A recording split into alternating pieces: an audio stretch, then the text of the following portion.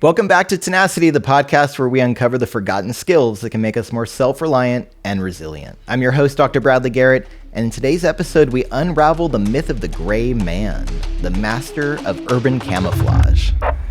Tenacity, the things we do to survive.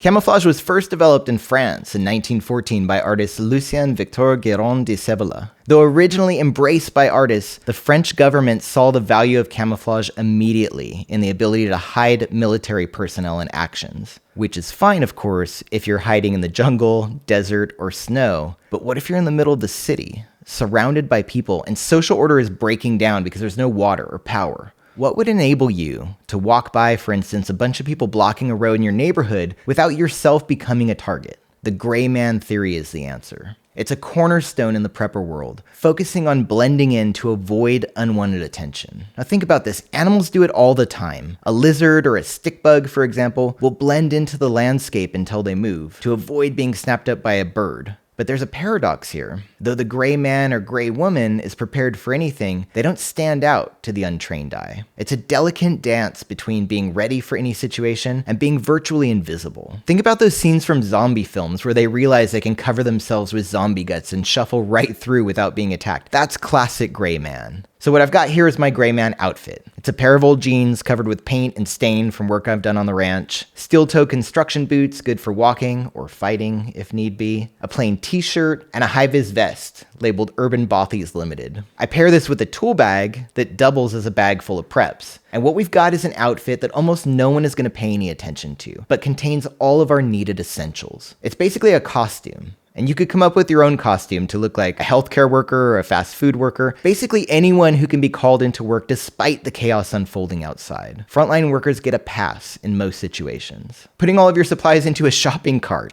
and rolling it down the street isn't a bad idea either. No one will expect it to be full of essential supplies. Now, the theory around this is very interesting. To understand it better, we can look to one of the best known experiments in psychology, conducted by two psychologists named Chambers and Simmons in 1999. It was called the invisible gorilla. And in this experiment, students passing basketballs to each other in a video become a focal point, so much so that the viewer of the video misses the fact that a gorilla walks behind them. Over 1,500 research participants were shown the video, and the vast majority didn't notice it. And this experiment reveals two things. One, that we're missing a lot of what goes on around us. And two, that we have no idea that we're missing so much. That is the realm of urban camouflage. So, how does one become a gray man? Well, it starts with understanding the reticular activation system, or RAS, in our brains, the part that reacts to anything that stands out. RAS is basically a bundle of nerves that sits in your brainstem, and its job is to regulate behavioral arousal, consciousness, and motivation. So the goal with urban camouflage is not to activate other people's RAS. So if the gorilla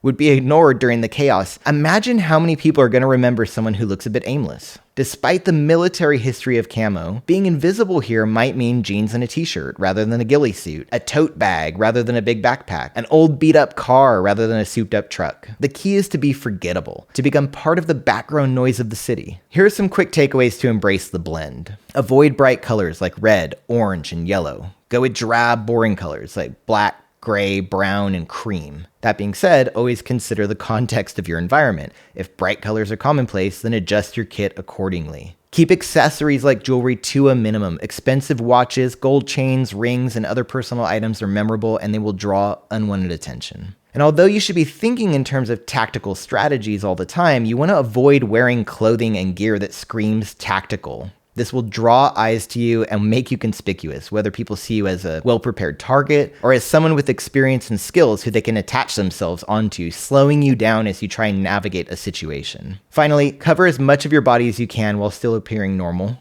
based on your surroundings. Showing your body is a surefire way to draw attention, especially if you have distinguishable tattoos and stuff like that. One last note here regarding pace. Don't be in a hurry. People in a hurry look like they've got something valuable they're trying to get away with. Again, be aimless with secret purpose. That wraps up this week's episode of Tenacity. I'm Dr. Bradley Garrett, encouraging you to consider cultivating the art of the stick bug hidden in plain sight. Stay tuned for more episodes where we explore the forgotten skills that empower us to thrive. Until next time, stay sharp and stay safe.